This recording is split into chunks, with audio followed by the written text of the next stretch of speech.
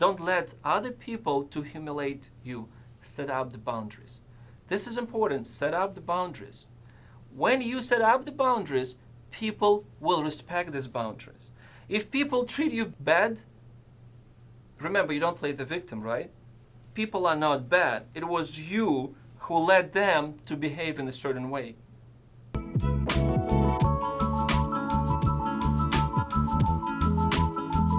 Hi guys, my name is Edward Pasnik and I'm happy to present you another topic today. So today we will be speaking about what man should never do. You know, you always hear what man should do. Like every day of your life you hear what man should do. Like you should do this, you should do that. When you was a kid, your mom told you you should do this. Your grandmother told you, your aunt told you, you grew up, you went to the school, so you're a boy, you have to do this, this, this. When you just went to the college, you have a lot of times when women or girls were telling you what to do. And I guess it's kind of a popular topic, but I believe there are a lot of things that you should never do. And of course, this will contradict to a lot of things or rules or advices you heard. But I believe you have to be a happy person. And in order to be a happy person, you have to have certain skills in order to be happy. And this happiness will make you a successful person. So first thing that you should never do is to expose your doubts. I mean, it's completely okay that when you are not sure about a lot of things, right? It's okay then when you are not certain about whether you should do this or that, to be or not to be, right? But never show the doubts, because when you show your doubts, you show that you are weak, you are not successful, you're a loser.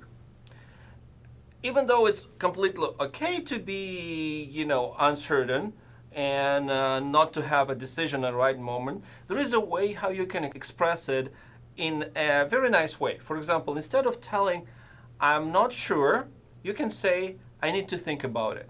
I need to research. I need more time to make a decision. Or I'm busy right now, I need another moment to give you my decision or give me my answer about this. Because remember, you can say that you don't know certain things, right? Nobody has to know everything. It's impossible. And this is completely okay if you say, I'm not good in this, or I don't know this information. Because the worst scenario when you don't know and when you make some kind of a statement and this statements appear to be wrong.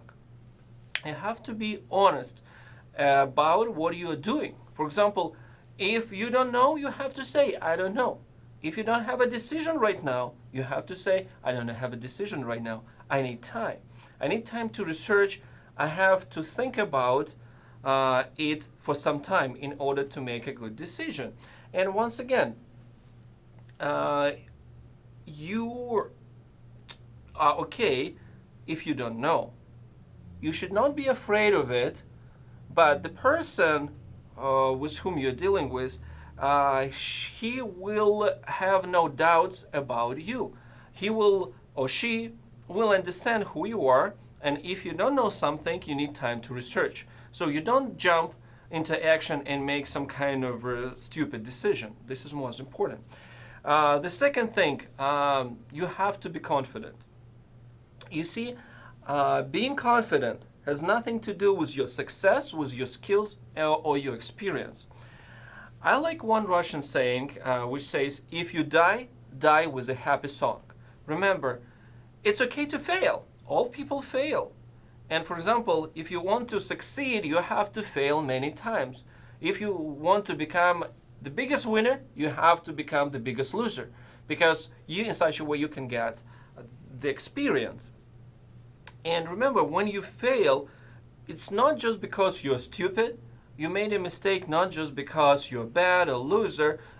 You made a mistake just because you didn't make enough mistakes It's just because you didn't fail enough in order to get that experience. And this is important.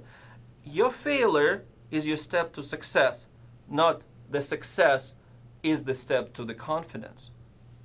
Your confidence is your belief that you can do it. Even though you will fail, even though maybe you failed many times, but you know and you're confident you can do it.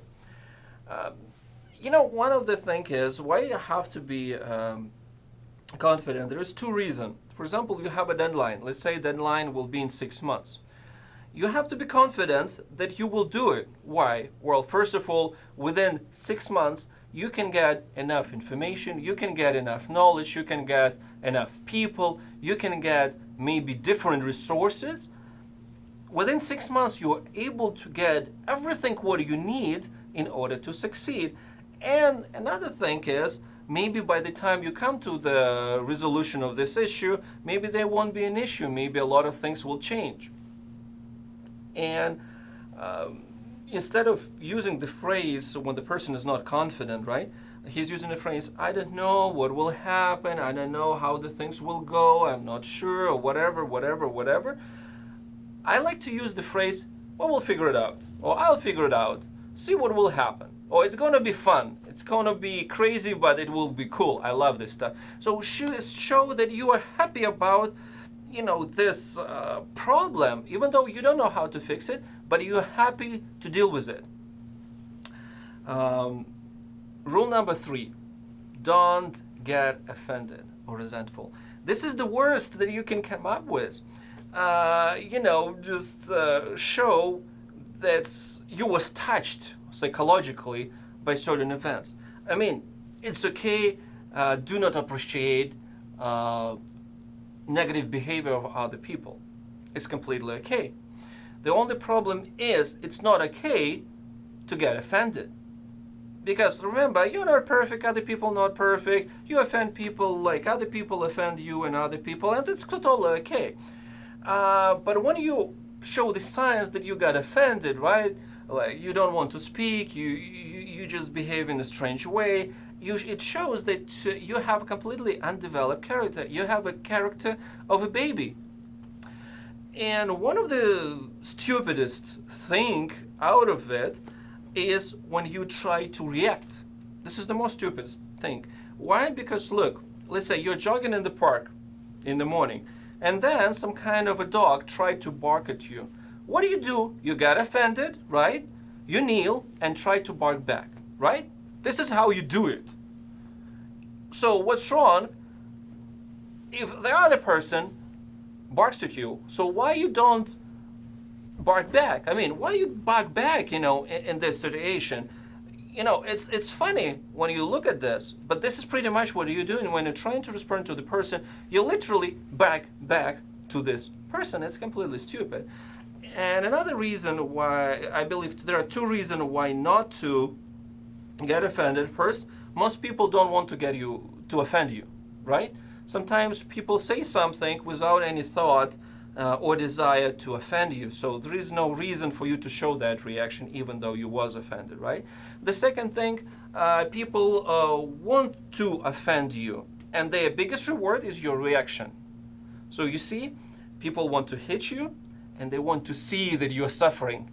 This is their reward. And what do? You give this reward to them, right? You just give this reward to them. And never do this. I mean, just crush their hopes in the worst way possible, right?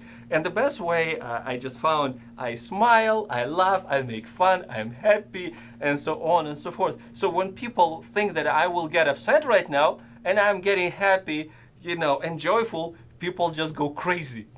And one of the most beautiful phrases I've ever came up with when to deal with people who are trying to offend me on purpose.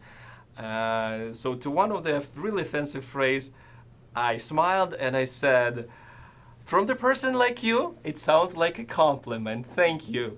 That person was crazy. He was so upset with me. But remember, I didn't hurt him. I just basically said, I love you, man. It's cool.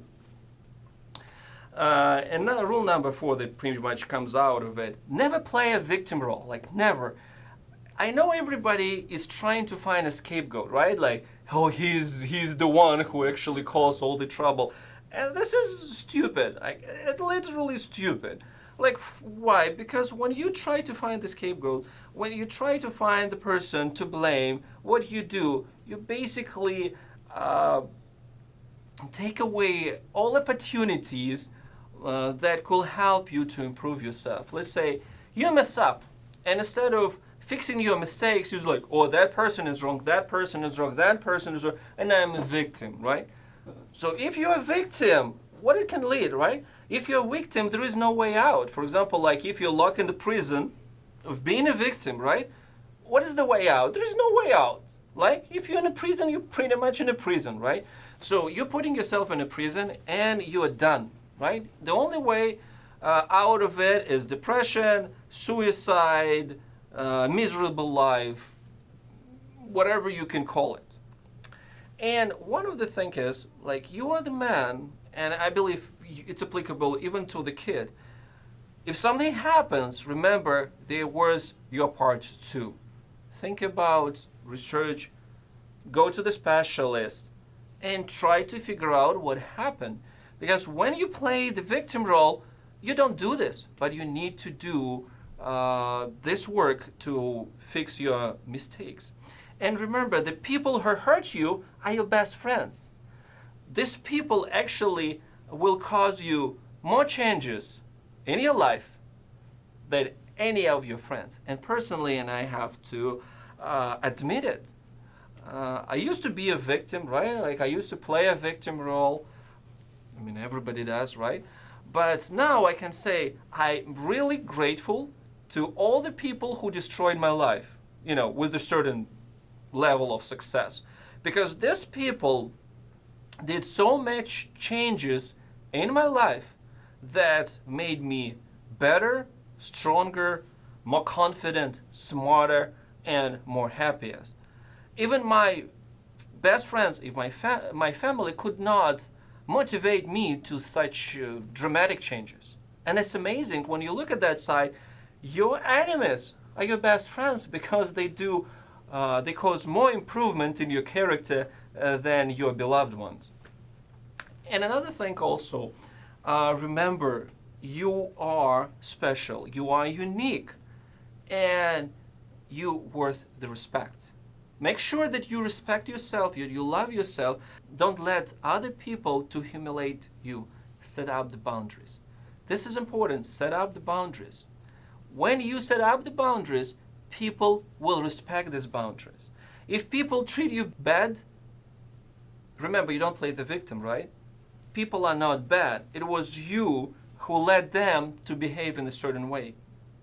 Like, for example, you know, the ball, the soccer ball, and you know that you have to hit the soccer ball, right? There is a volleyball ball. You know, you have to take this ball in your hand and hit it with your hand.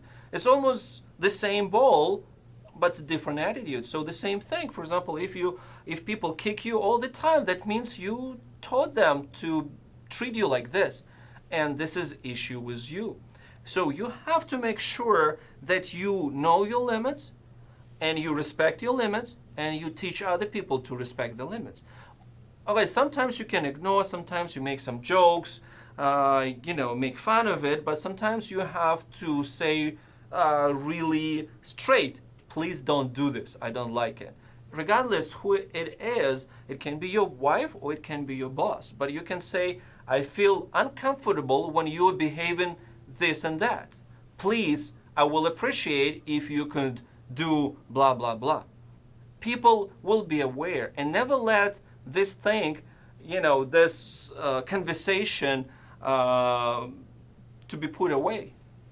You saw it, you experienced it, you don't like it, express it. This is important. So people will understand, okay, this guy doesn't like when I'm saying this and that. And another thing, what you also have to remember, never show off. Because when you show off, when you're trying to overprice yourself, you look like a clown, literally. Can you imagine the guy who is poor and he's trying to give all his money to buy some kind of a brand clothes and drive some kind of a nice car, like for a day or two. He looks like an idiot, right? So, and once again, poor people always try to show that they are rich, and rich people are always trying to show that they are poor. So rich people want to look like a poor people, and poor people want to look like rich. So, for example, Steve Jobs, you remember the way he was dressed, right? You can take like Bill Gates or Mark Zuckerberg. So the funniest part, they are billionaires. They can have everything they want, but yet they are wearing the same everyday clothes as you can wear. And everybody is respecting them. This is the point. It doesn't matter what you possess. It's important how happy you are with this. You remember, you can be the poorest person in the world, and yet you can be the happiest person in the world, and all the rich people from this world will be jealous at you because you have the currency that is highly priced. Because these rich people, these millionaires and billionaires, are ready to give all their money just to be happy. And you can be happy without even having money. Yeah, it was a pleasure talking about this. Thank you very much for watching this video. Don't forget to subscribe, like, comment. If you don't like it, hit dislike. Thank you for this too. Have a wonderful day.